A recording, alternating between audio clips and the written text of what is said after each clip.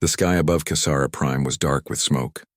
Ji-hoon crouched behind a broken wall, his hands working quickly to repair a damaged shield generator. Around him, the sounds of war filled the air. Explosions shook the ground. Weapons fire crackled like thunder. People were shouting, some in pain, some giving orders. He was a combat engineer, not a frontline fighter.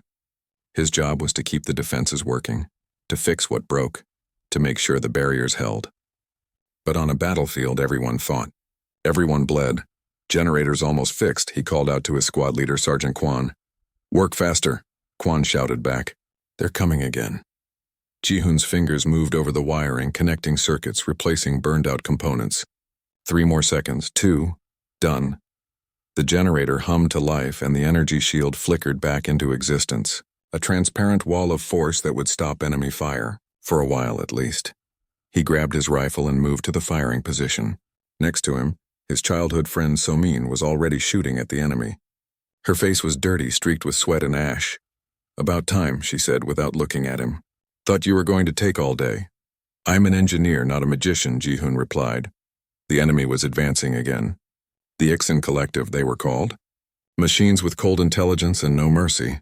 They looked like metal skeletons wrapped in armor, their movements precise and deadly. Behind them came larger machines, war constructs that could tear through walls. But the human forces weren't alone.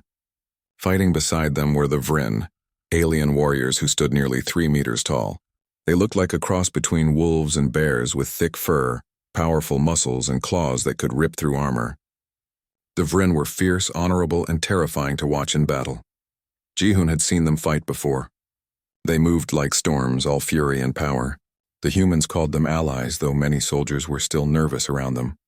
It was hard not to be nervous around creatures that could kill you with one swipe of their claws. One of the Vryn warriors charged past the human line, roaring a battle cry. Others followed, forming a wedge that smashed into the Ixen advance. The sound of metal tearing and machines breaking filled the air. "Those Vryn are crazy," So-min muttered, still firing her rifle. "Brave but crazy." "They're doing their job," Ji-hoon said. "Just like we're doing ours." Captain Mina's voice crackled over the radio. "All units, hold your positions. The Ixen are pushing hard on the eastern flank. Engineers, we need those barriers reinforced now." Ji-hoon slung his rifle over his shoulder and grabbed his tools. He ran along the defensive line, checking each generator, each power coupling. Some were damaged. He fixed what he could, marked what needed replacement. As he worked, he watched the Vryn warriors. They fought with a kind of organized chaos, each warrior knowing where the others were, moving in patterns that looked wild but were actually carefully coordinated. Leading them was War Master Kelroth, a massive Vryn covered in scars. His fur was silver gray and his eyes were the color of amber. Behind Kelroth was a younger Vryn, smaller than the others but still huge by human standards. This was Tress, Kelroth's offspring. Ji-hoon had seen him around the base. The young warrior was always eager, always ready to prove himself. He reminded Ji-hoon of the young human soldiers, the ones fresh from training who hadn't learned to be afraid yet. "Incoming," someone shouted. A massive explosion rocked the eastern flank. One of the Ixen war constructs had broken through. It was a towering machine, 4-legged with weapons mounted on its back. It fired, and a section of the human defensive wall exploded. Soldiers scattered. Some were caught in the blast. Ji-hoon saw them fall, saw medics running toward them. His heart pounded, but he kept working. If the generators failed, the shields would drop. If the shields dropped, everyone died. Tress saw the breach too. The young Vryn roared and charged at the war construct. It was brave. It was also probably stupid. That machine could kill him easily, but Tress didn't stop. He leaped onto the machine's leg, his claws digging into the metal. He climbed, fast and agile, reaching the top. His claws tore into the weapon systems. The construct tried to shake him off, but Tress held on. Other Vryn warriors joined the attack, hitting the machine from different sides. The construct's legs buckled. It started to fall. The Vryn jumped clear, landing and rolling to safety, except Tress. He was still on top when the machine exploded. The blast threw the young Vryn into the air. He hit the ground hard, right in the open space between the human line and the Ixen advance, the no-man's land where nothing survived for long. Kelroth's roar was like nothing Ji-hoon had ever heard. It was pain and fury and fear all mixed together. The massive War Master tried to reach his son, but the Ixen were already moving forward. They had seen the fallen Vryn. They were moving to capture or kill him. Fall back, Captain Mina ordered. Eastern flank, fall back to secondary positions. The Vryn warriors grabbed Kelroth, pulling him back. He fought them, roaring, trying to break free, but they held him. They knew that charging forward would mean death for all of them. One life, even the War Master's son, wasn't worth the entire pack. Jihoon saw it all happen. He saw Tress lying in the dirt, barely moving. Saw the Ixen advancing toward him. Saw Kelroth being dragged back, his face twisted in anguish. The logical thing was to retreat. The smart thing was to let the Ixen have the fallen Vryn and regroup. That's what tactics said. That's what training said. But Jihoon thought about Kelroth's face. Thought about how he would feel if it was Soman lying out there. Thought about Tress, young and brave and stupid, dying alone in the dirt. He put down his tools. He checked his medical kit. It was still attached to his belt. Good, what are you doing? Selman grabbed his arm. She had seen the look on his face. Someone has to get him, Jihoon said calmly. Are you insane? You'll die out there! Maybe. He pulled his arm free gently. But I have to try. Jihoon, no. But he was already moving. He vaulted over the broken wall and started running toward Tress. Behind him he heard Soman screaming his name. Heard other voices shouting. Heard Captain Mina on the radio demanding to know what was happening. He didn't stop. He just ran. The distance to Tress was maybe 80 meters. It felt like 800. The ground was torn up from explosions, making every step difficult. The air smelled like burning metal and something worse. The Ixen saw him immediately. Their targeting systems locked on. Weapons swiveled toward him. Jihoon ran faster. His lungs burned. His legs pumped. He had never been the fastest runner in his unit, but right now he was running for someone's life. That made him fast enough. Bullets hit the ground near him. Then energy weapons, leaving scorched marks in the dirt. An explosion to his left nearly knocked him down. He stumbled, caught himself, kept going. 60 meters, 50, 40. Behind him, the human line erupted in covering fire. Every soldier who could see him was shooting at the Ixen, trying to keep them off him. Someone was firing so fast her rifle must be overheating. Captain Mina was directing fire, her voice sharp and clear over the radio. On the Vryn line, warriors stood frozen. They were watching a human, a small, soft creature running toward certain death to save one of their own. Kelroth had stopped struggling. He was staring at Jihoon with wide amber eyes. 30 meters. 20. Jihoon could see Tress clearly now. The young Vryn was breathing, but barely. Blood matted his fur. His eyes were half closed. He looked so young. So scared. 10 meters, an energy blast hit Jihoon's leg. Pain exploded through him, but he didn't fall. He gritted his teeth and kept moving. 5 meters. 3. He dropped to his knees beside Tress. The young Vryn's eyes opened fully, focusing on him. There was confusion there, fear. A human had come for him. Why would a human come for him? It's okay, Jihoon said, even though Tress probably couldn't understand human language. I've got you. He pulled out emergency medical foam and started sealing the worst wounds. His hands were shaking, but they worked. Training took over. Stop the bleeding. Stabilize. Move. But Tress was huge. Easily 200 kilograms, maybe more. All muscle and bone and thick fur. How was he supposed to carry that? Jihoon looked back at the defensive line. It was so far away, and the Ixen were getting closer. He had to try. He had come this far. He couldn't stop now. He positioned himself, getting his legs under him, his arms around Tress's massive body. Every muscle in his body tensed. This was impossible. He couldn't lift this much weight, but he had to. Jihoon lifted. The weight was crushing. Jihoon felt his knees buckle, his spine compress. Every muscle in his body screamed at him to stop, to drop this impossible burden. His shoulders felt like they would tear apart. His legs shook like they were made of water, but he stood. Somehow, impossibly, he stood. Tress was draped across his shoulders in a fireman's carry. The young Vryn was barely conscious, his massive head hanging down against Jihoon's back. His weight pressed down like the entire world was sitting on Jihoon's shoulders. One step. That's all he needed. Just one step. Jihoon took it. His right leg moved forward, his boot digging into the torn earth. The weight shifted, nearly throwing him off balance. He caught himself, steadied, and took another step. The Ixen opened fire. They had been hesitating, their machine minds processing this strange behavior. But now their targeting systems activated fully. Bullets and energy blasts filled the air around Ji-hoon. He kept walking. Left foot, right foot. Don't think about the distance. Don't think about the weight. Just the next step, an explosion hit close. The shockwave pushed him sideways. He staggered, went down on one knee. The weight of Tress drove him into the ground. For a moment, he thought it was over. He couldn't get back up. Not with this weight. Tress made a sound. A weak growl, barely audible. The young Vryn was trying to help, trying to shift his weight. His claws moved, trying to find purchase.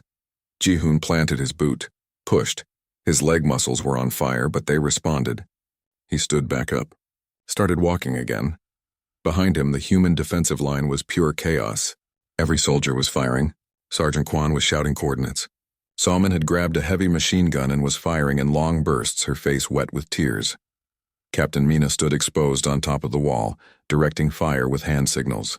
Suppress those positions. Cover him! Don't let them hit him! The covering fire was working. Barely. The Ixen were taking hits, their advance slowing, but there were so many of them. And only one Ji-hoon 70 meters to safety. 65. An energy blast grazed Ji-hoon's arm. The pain was sharp and immediate. He could smell his own flesh burning. But he didn't stop. Couldn't stop. If he stopped, they both died. On the Vryn line, Kelroth was making sounds that no one had heard before. They were somewhere between roars and sobs. His warriors held him back, but gently now. They were all watching the small human carrying their pack brother. Impossible, one warrior breathed in the Vryn language. He is too small. Too weak. Then he should have fallen by now, another replied. But look, he walks. He does more than walk, Kelroth said, his voice strange. He fights. Every step is a battle, and he wins, again and again. 60 meters. 55. Ji-hoon's vision was starting to blur at the edges. His body was reaching its limits. The blood loss from his wounds wasn't helping. His leg, where the energy blast hit, was going numb. That was bad. That was very bad, but he kept walking, one foot in front of the other. It became a rhythm. Step, breathe, don't fall. The Ixen collective was experiencing something unusual. Their distributed intelligence was processing the situation, trying to calculate the logic. The human's action made no sense. Survival probability, 7.2%. Tactical benefit, 0. Resource cost, high, why? The question echoed through their network. Their processors allocated more power to analyzing this behavior. They searched their databases for similar patterns. Found some, but not enough to build a reliable model. This human was doing something that didn't match any prediction. This human was breaking their calculations. The Ixen hesitated. Just for a fraction of a second. But in war, a fraction of a second matters. 50 meters, 45. He's going to make it, someone on the human line said. By God, he's actually going to make it. Shut up and keep firing. Captain Mina snapped, but her voice shook. She believed it too. Tress stirred on Ji-hoon's shoulders. The young Vryn was more alert now, his survival instincts kicking in. He could smell the human's blood, feel his trembling muscles. This creature was dying to save him. This small, weak creature was carrying him through hell. Why? Tress whispered in the Vryn language. Why do you do this? Ji-hoon didn't understand the words, but he understood the tone. He managed to speak, his voice rough. Because you're someone's son, because I can help. 40 meters, 35. An Ixen war construct was moving toward them. It was smaller than the one Tress had destroyed, but still deadly. Its weapons charged, targeting Ji-hoon. Take that construct down. Mina screamed, now! A rocket streaked from the human line. It hit the construct in the center of mass. The machine exploded in a shower of metal and sparks. But the explosion was close. Too close. The shockwave hit Ji-hoon like a wall. He was thrown forward, losing his balance. He was falling. If he hit the ground with Tress on top of him, he wouldn't get back up. This was it. This was how it ended, but Tress moved. The young Vryn twisted, using the last of his strength. Instead of landing on Ji-hoon, he rolled off to the side. They hit the ground separately. Hard Ji-hoon lay there, gasping. His body was done. Finished. He had nothing left. Get up. It was Salman's voice in his radio. She was crying, screaming. Ji-hoon, get up. You're so close, get up. He couldn't, his body wouldn't respond. He'd pushed it too far. Then he felt something. A paw, huge and gentle, touching his back. Tress was moving, crawling. The young Vryn was wounded, weak, but he was moving. trying to help. If Tress could move, then so could he. Ji-hoon pushed himself up. His arms shook. His legs barely held him. He reached for Tress, getting his arms under the young Vrin's body. Together, he said. We go together, he lifted. Tress pushed with his legs. Between them, they got upright. Ji-hoon got Tress onto his shoulders again. The weight was just as crushing, but somehow he carried it. 30 meters, 25. The human soldiers were screaming encouragement now, shouting his name. The Vrin were roaring, a sound of respect and honor. Even the Ixen had slowed their fire, their machine minds still processing what they were witnessing. 20 meters. 15. Ji-hoon's right leg gave out. He stumbled, caught himself on his left. Kept moving. His shoulder was dislocated, he was sure of it. His back was probably broken. His leg was definitely broken, but he was still moving. 10 meters. He could see faces now. Soman, tears streaming down her dirty face. Sergeant Kwan, his hard expression cracking. Captain Mina standing tall, her hand extended toward him. 5 meters. Hands reached out. Human and Vrin both. They were ready to help. Ready to catch him. Just a few more steps. 3 meters. An energy blast hit the ground right behind him. The explosion lifted him off his feet and threw him forward. He and Tress flew through the air. They crashed into the waiting hands. Multiple soldiers caught them, human and Vrin working together. They pulled them behind the wall to safety. Ji-hoon hit the ground and didn't move. Couldn't move. His body had nothing left. He lay there, staring up at the smoke-filled sky, his chest heaving. Medics swarmed over him and Tress both. Voices shouted medical terms. Hands checked for wounds, applied bandages, injected painkillers. It all seemed far away, like it was happening to someone else. A massive shadow fell over him. Kelroth knelt beside him, the huge War Master somehow fitting into the small space. His amber eyes were wet. You saved my son, Kelroth said in broken human language. You are Pack, forever. Ji-hoon tried to respond, but the words wouldn't come. The painkillers were kicking in, or maybe it was just exhaustion. His eyes started to close. The last thing he heard before consciousness left him was Soman's voice close to his ear. You crazy bastard. You actually did it, yes, he thought as darkness took him. I did. Around them the battlefield had gone quiet. The Ixen had stopped advancing. They stood in their positions, unmoving, their processors working frantically to understand what had just happened. On the human line, soldiers stood in stunned silence. They had just watched one of their own do something impossible. Carry a burden that should have killed him, through fire that should have killed him because of a choice that made no logical sense. On the Vrin line, warriors stood with their heads bowed in respect. One of the small ones, the weak ones, had shown warrior spirit beyond measure, had proven that size and strength meant nothing compared to will. Captain Mina stood on the wall looking out at the enemy. The Ixen were pulling back, not retreating but stopping their advance. They were hesitating. She didn't understand why. Not yet, but she knew something had changed. Something important had happened on this battlefield. Something that went beyond tactics and strategy. One soldier had saved another. That was all. And somehow that was everything. Ji-hoon woke to the sound of machines beeping. The medical bay. He knew that sound. Knew the smell of antiseptic and healing gel. He'd been here before, patching up others. Now he was the patient. He tried to sit up.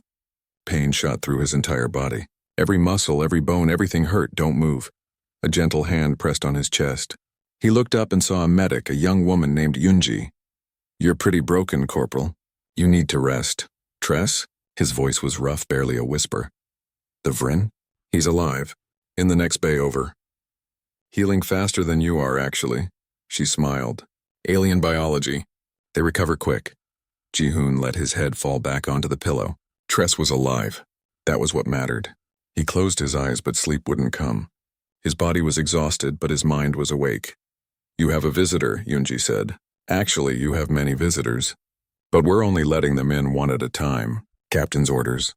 The curtain moved aside and Soman entered. Her face was clean now, the dirt and ash washed away, but her eyes were red like she'd been crying for hours.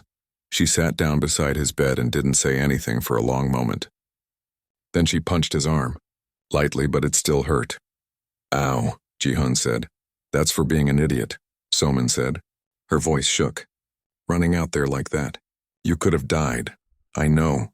You should have died. The medic said you have a fractured spine.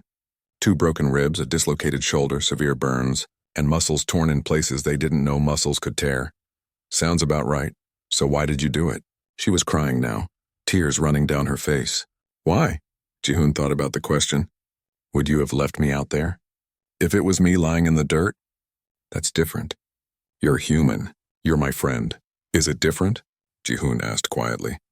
He was someone's son, someone's friend, and he needed help. Soman wiped her eyes. The Vrin are calling you something in their language, Reskar. The medics had to look it up. Do you know what it means? No.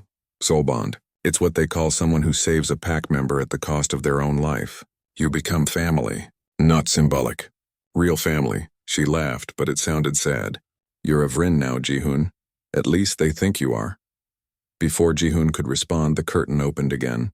Kelroth had to bend almost in half to fit through the door. The massive War Master moved carefully, aware of how fragile everything around him was. I will return, Samin said, standing. She touched Ji-hoon's hand once, then left. Kelroth sat on the floor beside the bed. Even sitting, his head was level with Ji-hoon's. His amber eyes studied the human carefully. You are awake, Kelroth said. His human language was better than before, more practiced. This is good. My son wishes to see you. He has been asking. I'd like to see him too, Ji-hoon said. You saved his life. You know this, yes? I tried to help. That's all. Kelroth made a rumbling sound. It might have been a laugh. Humans. You do great things and call them small. You are Reskar now. Soul bonded. You are my son's brother. You are my son. Ji-hoon didn't know what to say to that. Kelroth seemed to understand. We Vrin, we fight with honor. We protect our pack. But we thought humans were weak. Small. Clever, yes, but not warriors. He placed one massive paw on the edge of the bed. His claws could have torn through the metal frame like paper. We were wrong. You showed us what strength truly is. Not the body. The spirit. I was scared the whole time, Ji-hoon admitted. All warriors are scared. The difference is you walked forward anyway. Kelroth stood. Rest now, heal. When you are strong again, my pack will honor you properly. After Kelroth left, Captain Mina entered. She looked tired, like she hadn't slept since the battle. She pulled up a chair and sat down heavily. I should court-martial you, she said. Disobeying orders. Abandoning your position. Risking your life unnecessarily. Yes, ma'am. But I won't. Because what you did... She paused, searching for words. It changed something. I don't fully understand it yet, but something changed. The Ixen stopped attacking, Ji-hoon said.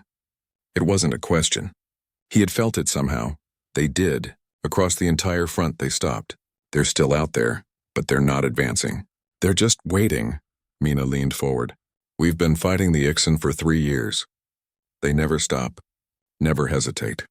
They calculate the best approach and execute. But now they're hesitating. Why? We don't know. Intelligence is trying to figure it out. She pulled out a data pad and showed him something. But they sent us a message. First direct communication they've ever made. It's addressed to you. Ji-hoon looked at the screen. The message was in mathematical symbols translated into human language by computers. Query. Human unit designation Ji-hoon. Explain action logic. Survival probability calculated 7.2%. Tactical value 0. Resource expenditure high. Query. What optimization pattern guided decision? Ji-hoon read it twice. They want to know why I did it. They can't figure it out. It doesn't fit their models, and that's scaring them. Mina took the pad back. A machine intelligence that runs on pure logic, and we broke their logic. You broke their logic. I just saved someone who needed help, and that's exactly what they can't understand. Mina stood. Rest. We'll talk more when you're healed. Over the next few days, Ji-hoon slowly recovered. The doctor said his body was healing faster than expected. Maybe it was the Vrin medical treatments Kelroth had insisted on. Maybe it was just stubborn human biology. Either way, he was getting better. On the 4th day, they finally let him visit Tress. The young Vrin was in a larger medical bay, designed for non-human species. He was sitting up, his chest wrapped in bandages. When Ji-hoon entered, Tress's eyes went wide. Brother, Tress said in careful human language. You came. Of course. Ji-hoon sat down carefully. Everything still hurt. How are you feeling? Strong. I heal. Tress looked at his paws, his claws. I remember you lifting me. Carrying me. You are so small. How did you do this? I don't know. I just did. Why? Tress looked up, his eyes searching Ji-hoon's face. Why did you save me? I am not your pack. Not your species. We fight together, yes, but I am not yours to save. Ji-hoon thought about how to explain. On my world, we have a saying. We're all in this together. Human, Vrin, whatever. We're fighting the same enemy. That makes us family. Family. Tress repeated the word slowly. Yes, Father said this. Reskar. Soul bond. You are my brother now. I'd like that. They talked for a while longer, Tress asking questions about human culture, Ji-hoon asking about Vrin traditions. It was strange becoming friends with someone so different, but it felt right. That evening, alarms sounded throughout the base. Not attack alarms, communication alerts. Something was coming through on all frequencies. Ji-hoon was back in his bed when Captain Mina rushed in. You need to hear this now. She pulled up the message on her pad. It was from the Ixen Collective. The translation scrolled across the screen. Attention Coalition Forces. Query remains unanswered. Human behavior does not match predictive models. Request dialogue. Request explanation. Status current military operations suspended pending data analysis. Suspended. The Ixen had suspended their attacks. They want to talk, Mina said. They're confused and they want answers. This has never happened before, never. What are you going to tell them? Ji-hoon asked. I don't know. The Admiral is on his way. Command wants to open negotiations, but they don't know what to say. The Ixen are asking about you specifically, about why you did what you did. Ji-hoon looked at the message again. The Ixen Collective, a machine intelligence that had been winning the war, was confused by one act of compassion. They couldn't calculate it, couldn't model it, and because they couldn't understand it, they had stopped fighting. Maybe that's the answer, he said quietly. What? Maybe we just tell them the truth. That there was no logic, no calculation, just a choice. I saw someone who needed help and I helped. That's all. Mina stared at him. You think that will satisfy them? I don't know. But it's the truth. She nodded slowly. I'll pass that up the chain. See what Command thinks. Over the next week, more messages came from the Ixen. They were analyzing human behavior across all fronts, looking for patterns.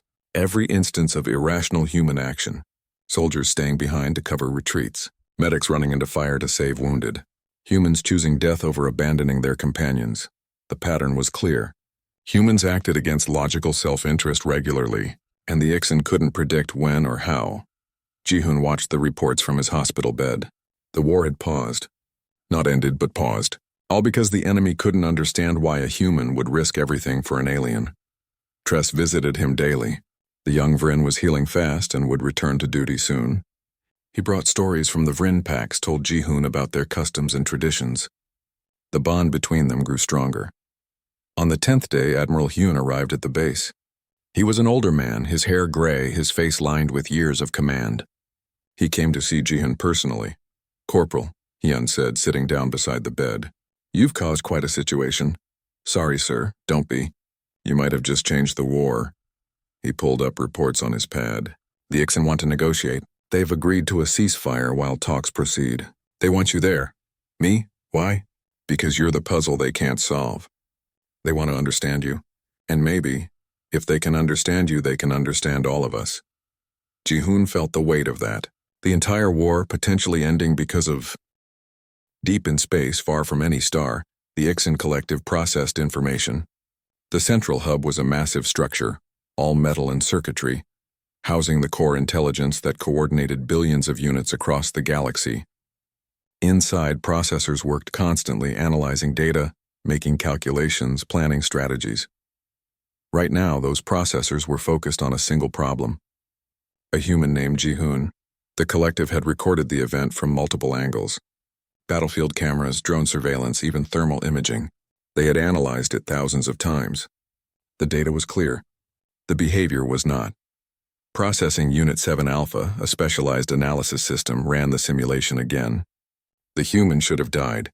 Probability of survival, 7.2%.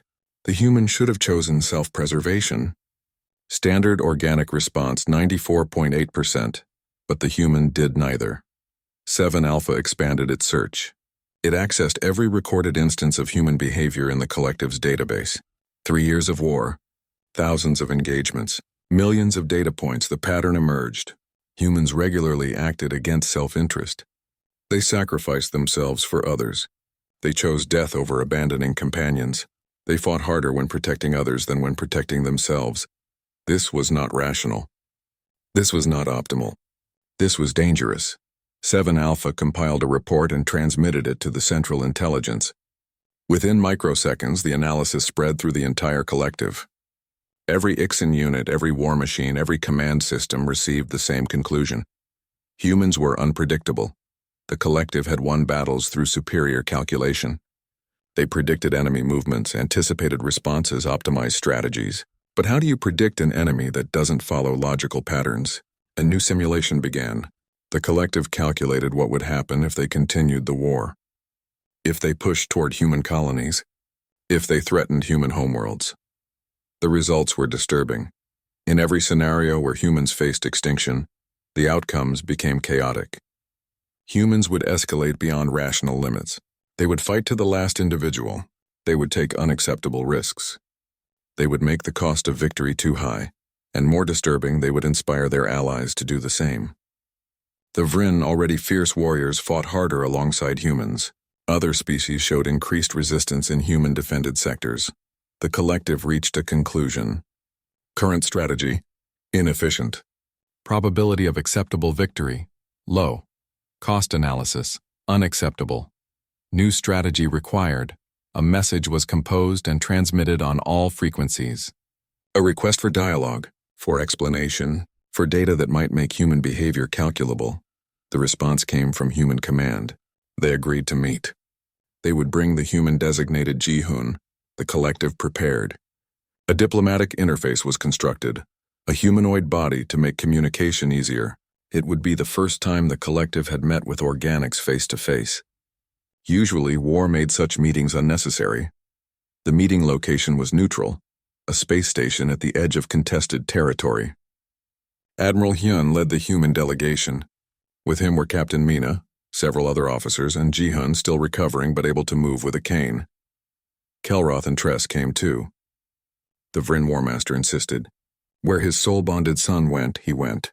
Tress refused to leave Jihun's side. The young Vryn walked beside him, ready to catch him if he fell.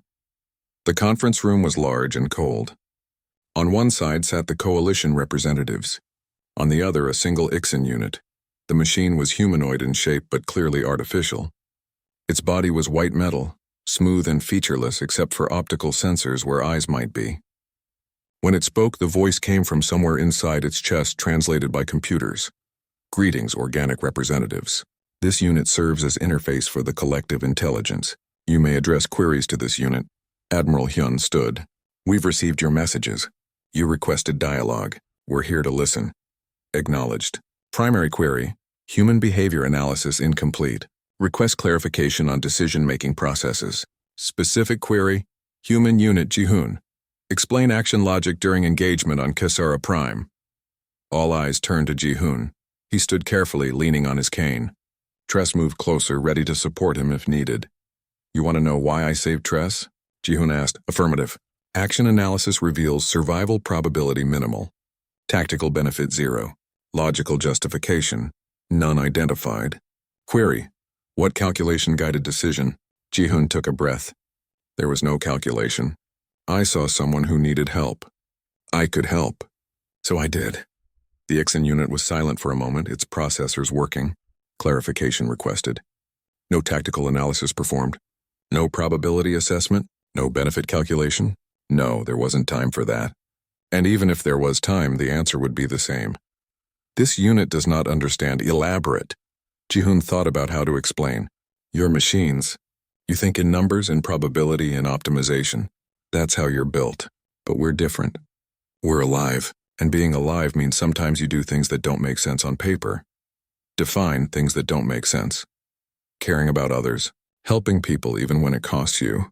Refusing to leave someone behind even when leaving them is the smart choice. Jihun gestured to Tress. He's my friend now. My brother, the Vryn call it. But even before that, he was someone's son. Someone who mattered. That was enough. The Ixen processed this. Query: why does mattering override survival instinct? Because if we only cared about surviving, we wouldn't be worth saving. We'd just be machines too, in a way, following programming. Humans decided a long time ago that we're more than that. Tress spoke up, his human language improving. I was dying, alone, afraid. Then small brother came. He lifted me. He carried me. He was broken, bleeding, but he did not stop. This is not logic. This is love. The Ixen unit's optical sensors focused on Tress. Define love. The reason you don't understand us, Ji-hoon said. Love is caring about someone more than you care about yourself. It's choosing their life over yours. It's not logical. It's not efficient. But it's what makes us alive. The Ixen was silent for a long time. Its processors were working overtime, trying to fit these concepts into calculable models. Finally it spoke. The collective has analyzed all available data on human behavior. Pattern identified. Humans fight harder when protecting others. Humans refuse surrender when companions are threatened. Humans escalate conflicts beyond rational parameters when core values are challenged. Yes, Admiral Hyun said. That's accurate. Conclusion: humans cannot be defeated without total extinction. Partial victory will result in escalating resistance. Cost-benefit analysis indicates unacceptable resource expenditure. The room went very quiet. The Ixen had just admitted they couldn't win the war. Not without genocide, and apparently even their machine logic found that cost too high. The collective proposes alternative strategy. The Ixen continued. Cessation of hostilities, territorial division, peaceful coexistence. This optimizes resource preservation and eliminates unpredictable variables. You're offering peace? Captain Mina said, her voice filled with disbelief. Affirmative. Current conflict strategy has been invalidated by human behavioral analysis. New strategy. Cooperation where possible, avoidance where not. This represents optimal outcome for all parties. Admiral Hyun looked at his officers, then at Ji-hoon. The engineer was leaning heavily on his cane, his face tired, but he nodded. We'll need to discuss terms, Hyun said. But yes, we're willing to talk about peace. The negotiations took hours. The Ixen proposed territorial boundaries. The coalition countered with different divisions. They discussed resource sharing, communication protocols, rules of engagement if conflicts arose. Through it all, the Ixen kept asking questions about human behavior. Why humans valued individual life so highly, why they formed emotional bonds with other species, why they chose cooperation over domination. Ji-hoon answered what he could. Sometimes his answers satisfied the Ixen. Sometimes they generated more questions, but slowly, the machines began to understand. Humans were not logical. They were emotional. They made choices based on feelings, on values, on things that couldn't be calculated. And that made them dangerous in ways the Ixen had never anticipated, but it also made them potential partners. If the Ixen couldn't predict humans, couldn't defeat them efficiently, then cooperation was the logical alternative. When the meeting finally ended, preliminary peace terms had been agreed upon. It would take time to finalize everything. There would be more meetings, more negotiations, but the war was effectively over. As they left the conference room, Tress walked beside Ji-hoon, occasionally steadying him when his leg bothered him. You did it again, the young Vryn said. Saved lives. Not just mine this time. Many lives. I just answered their questions, Ji-hoon replied. You showed them what humans are, what we all can be. Tress looked at him with those golden eyes. The collective feared human weapons, human tactics, but what truly frightened them was human hearts. That cannot be calculated, cannot be defeated. Kelroth walked on Ji-hoon's other side, his massive presence protective. My son speaks truth. You humans, you are strange creatures. Weak bodies, soft skin, but strong spirits. Very strong. Admiral Hyun fell back to walk with them. Corporal Ji-hoon. What you did on that battlefield started all of this. One choice. One act of courage, and it ended a war at Swui. 3 years had passed since the day Ji-hoon carried Tress across the battlefield of Kasara Prime. The war had ended, peace treaties signed, and the galaxy had changed in ways no one expected. Ji-hoon stood at the front of a classroom on Earth, at the Coalition Military Academy. He wore the uniform of an instructor now, not a field engineer. His leg still hurt on cold days, and he walked with a slight limp that would never fully go away. But he was alive. He was whole. And he was teaching the next generation. The classroom was full of cadets from many species. Humans sat next to Vryn. Quileth, a gentle aquatic species mixed with Taurian logicians. Even 2 Ixan observer units stood at the back, their optical sensors recording everything. Today we're going to talk about decisions, Ji-hoon said. He was more comfortable speaking now than he had been 3 years ago. Not tactical decisions. Not strategic decisions. The kind of decisions that don't have right answers in textbooks. A human cadet raised her hand. She looked young, maybe 19. Sir, are you going to tell us about Kasara Prime? Eventually. But first I want you to understand something. I'm not a hero. I'm not special. I'm just someone who made a choice. He pulled up a video on the classroom display. It was old footage, grainy and shaking. The battlefield of Kasara Prime. The camera showed a small human figure running through plasma fire, lifting a wounded Vryn, carrying him to safety. The classroom went silent as they watched. When it ended, no one spoke. That's you, a Vryn cadet said, his voice full of awe. That was me. Younger. Scared. Making what was probably a very stupid choice. But it worked, another cadet said. This time, I was lucky. The covering fire was good. The Ixan hesitated at the right moment. Tress was strong enough to help. 100 things could have gone wrong. Most of them should have gone wrong. He walked among the desks, looking at each student. So why am I showing you this? To encourage you to take stupid risks? No, I'm showing you because sometimes the right choice is the stupid one. Sometimes you have to act on faith, not logic. A Taurian cadet spoke up. Her species valued pure logic. Instructor, this contradicts standard tactical doctrine. You endangered yourself and your unit for minimal tactical gain. You're absolutely right, Ji-hoon agreed. By every measure of military logic, I made the wrong choice. But I made it anyway. Why? Because Tress was dying. Because he was someone's son. Because I couldn't live with the alternative. Ji-hoon stopped at the front of the class. The Ixan collective nearly won the war because they made perfect logical choices. But they stopped. They agreed to peace because they realized they couldn't predict us, couldn't calculate emotion, couldn't model compassion. The door at the back opened. A massive figure entered, ducking to fit through. Tress, now a full-grown Vryn warrior, walked to the front of the classroom. He wore the insignia of an officer, earned through 3 years of service. Instructor Tress will be helping with today's lesson, Ji-hoon said. Tress nodded to the students. I am the one Instructor Ji-hoon carried that day. I was young, foolish, I charged ahead and fell. By all logic, I should have died. He placed a massive paw on Ji-hoon's shoulder, careful to be gentle. But this human, this small, soft creature, came for me. He lifted weight he should not have been able to lift. He walked through fire that should have killed him. And he saved my life. Why do you think he did it? Tress asked the class. I am not human. I am larger, stronger. My people thought humans were weak allies, clever but weak. Why would a weak one save a strong one? A young Vryn cadet spoke hesitantly. Because he is not weak? Because strength is not in the body? Yes, Tress said, his voice warm. Strength is in the spirit, in the will to act when others freeze. My people learned this that day.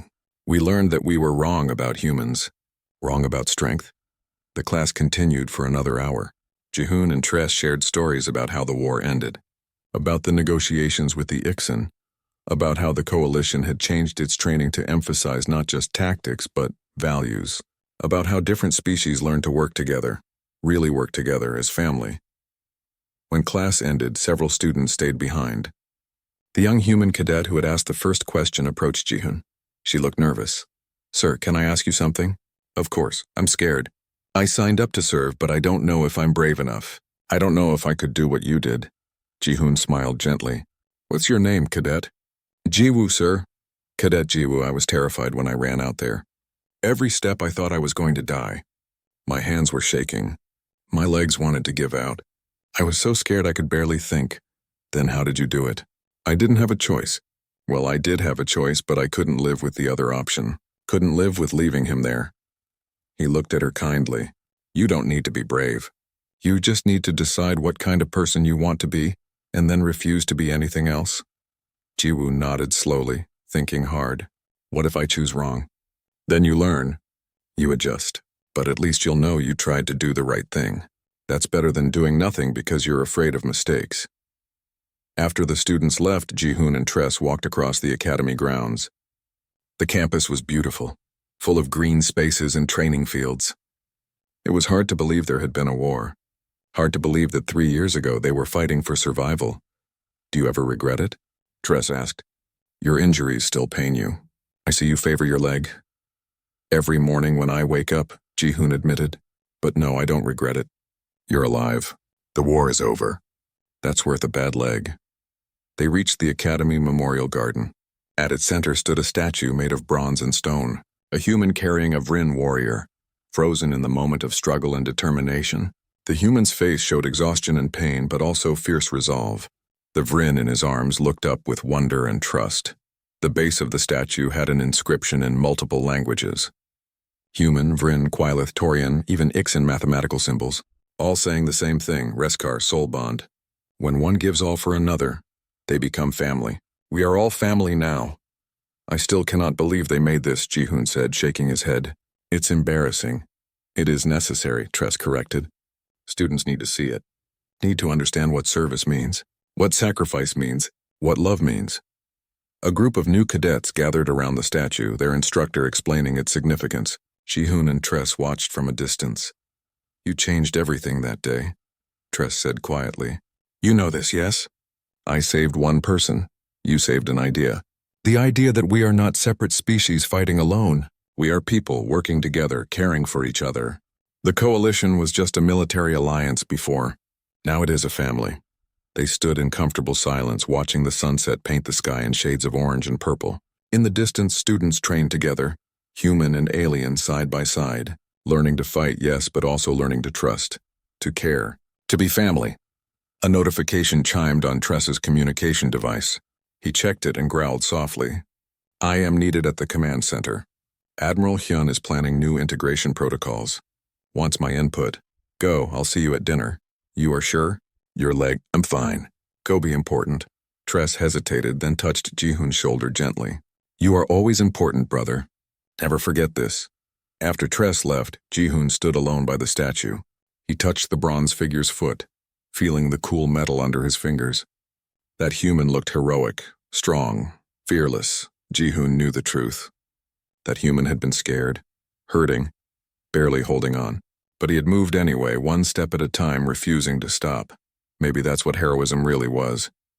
Excuse me, instructor? Ji-hoon turned. One of the Ixan observer units stood there, its smooth white chassis reflecting the sunset.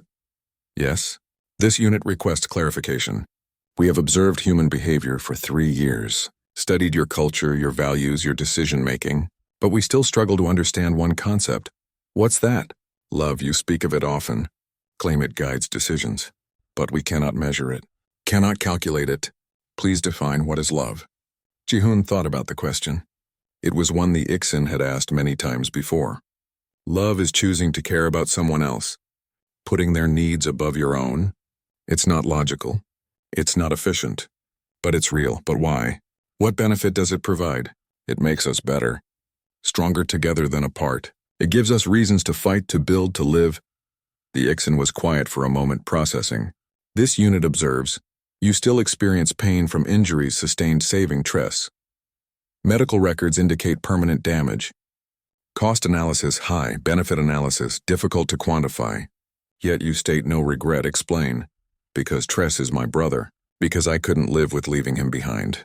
Because some things matter more than pain or comfort or even survival. This is inefficient. Maybe. But I'm still here. We're at peace. And the galaxy is better than it was.